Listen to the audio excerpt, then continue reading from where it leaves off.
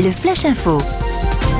Et à la une, un nouveau drame de la route. Un motard de 45 ans est décédé samedi soir vers 20h lors d'une collision avec une voiture sur la 84 à hauteur de Gouvet dans le sens Rennes-Caen.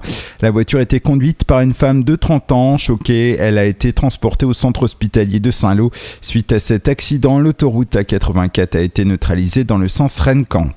Dans le reste de cette édition, la remorque d'un poids lourd qui a pris feu sur la RN13 à hauteur d'Hémontville. Les faits se sont produits samedi entre 21 et 22 heures. Heureusement, l'incident n'a fait aucun blessé, mais la nationale a été fermée jusqu'à 5 heures du matin.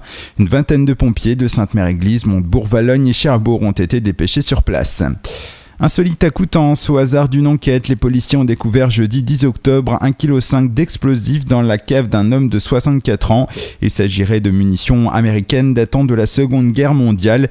Dans la journée, les hommes du centre de déminage de Caen sont intervenus pour déblayer la cave. Quant au sexagénaire coutancé, collectionneur militaria, il ne semble pas s'être rendu compte de la dangerosité de ces pièces de collection.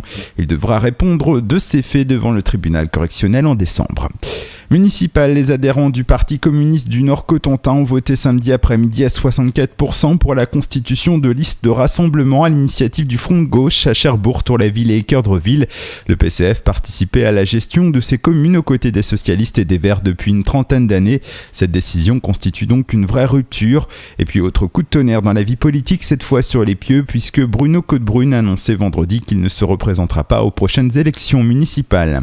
Et puis un mot de football pour terminer. Le 5e tour de la Coupe de France a eu lieu ce week-end et 7 clubs manchois étaient encore en lice. On notera que l'AS Cherbourg s'est qualifié samedi en battant Bourg-et-Buch, une formation de DHR sur le score de 3-2.